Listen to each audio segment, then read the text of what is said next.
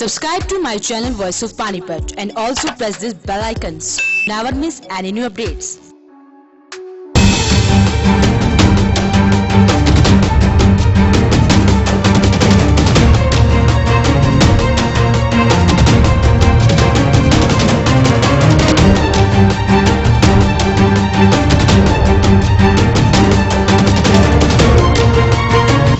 हरियाणा में राहुल गांधी के आने की बात से ही सभी कांग्रेसी काफी खुश नजर आ रहे हैं। लोकसभा चुनाव 2019 के लिए एकजुट हुए हरियाणा के कांग्रेसियों द्वारा शुरू की गई परिवर्तन बस यात्रा आज पानीपत के टोल टैक्स पर पहुंची, जहां उनका भव्य स्वागत किया गया। ये यात्रा पानीपत के टोल से शुरू होकर अनाज मंडी तक पहुंची। टोल से शुरू हुई यात्रा तहसील कैंप, स्काईलार्क और वेस्ट होटल के पास पहुंची, जहां उनका फूल मालाओं के साथ भव्य स्वागत किया गया।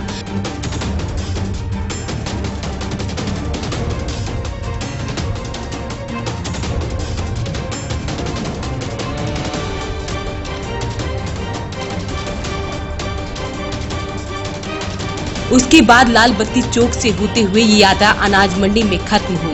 ये यात्रा सीवा में भी पहुंची, जहां पूर्व विधायक धर्म सिंह छोक्कर ने उनका स्वागत किया। इस बस यात्रा में गुटों में बटी हुई सभी कांग्रेसी नेता एक साथ एक ही बस में नजर आए।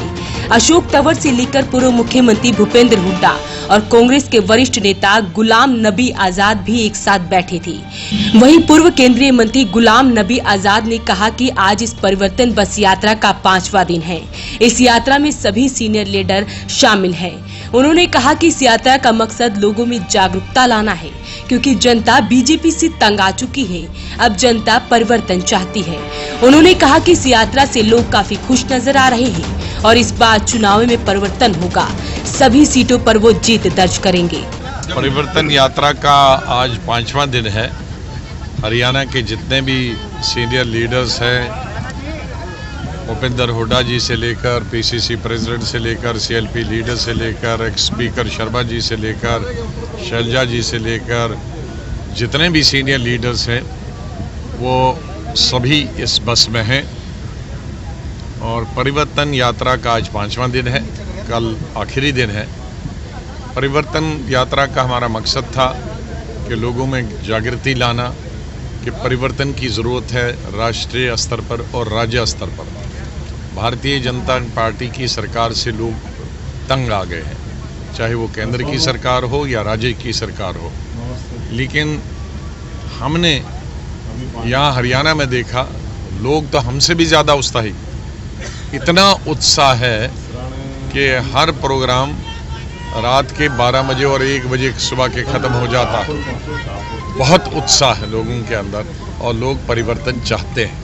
सर, प्रियंका गांधी ने कहा अगर पार्टी कहेगी तो चुनाव लड़ेगी, तो क्या करें, पार्टी में चुनाव लड़वाएगी नहीं? आप देखें, अभी बहुत समय है। अभी कई जो फेजेस है उनमें फार्म भरने का समय है अभी।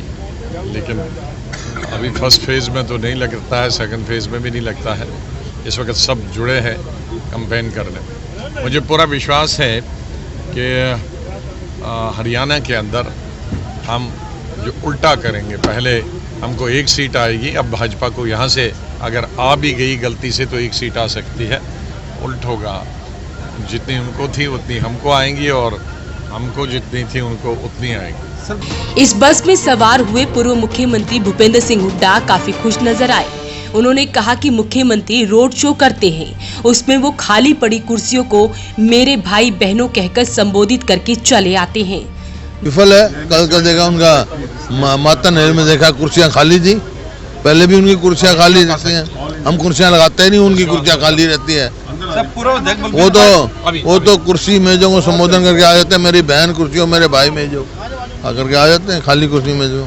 सर, बलबीर पाल शाह इस यात्रा को लेकर नाराज है कि उन्हें कोई बुलाने नहीं आया इस यात्रा में। शाह है ना, उनके भाई है ना हमारे साथ, भाई है, कोई नहीं, उनके भाई है ना हमारे साथ। वहीं कांग्रेस की प्रदेशाध्यक्ष अशोक तंवर ने कहा कि राहुल गांधी स्वयं आए थे और कई यात्राएं करके गए हैं। ये परिवर्तन का एक संकेत है। उन्होंने कहा कि उन्हें हर किसी का साथ मिल रहा है। नोटबंदी से लेकर जीएसटी से जनता को सिर्फ परेशानी हुई है। सभी सीटों पर चुनाव जीतने को लेकर अशोक तंवर काफी आश्वस्त नजर आए।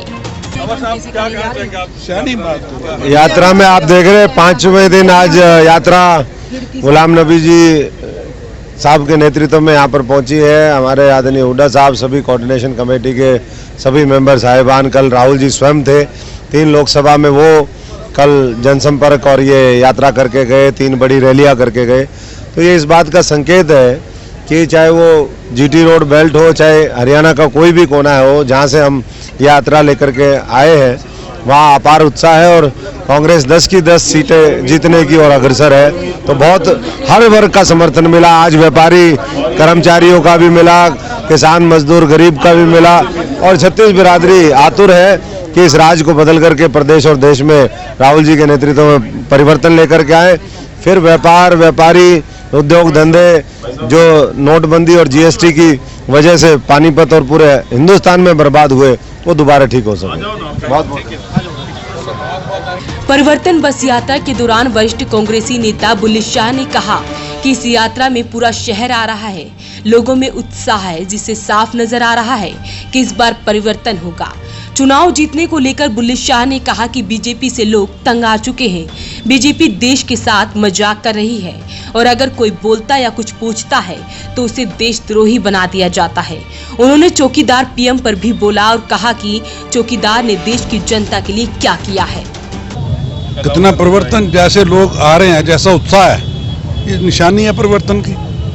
कोई लोगों को कोई वो तो नहीं, सारे साथी, सारा वर्कर, सारा शहर एकजुट होकर इस गर्मी में खड़ा सुबह से, ये परिवर्तन की निशानी है और ये परिवर्तन होगा। तो अभी 10 लोकसभा सीट कह रहे थे भी जीतेंगे, आप क्या मानते हैं? 10 जीतेंगे क्योंकि लोग तंग आ चुके हैं इनकी बातों से।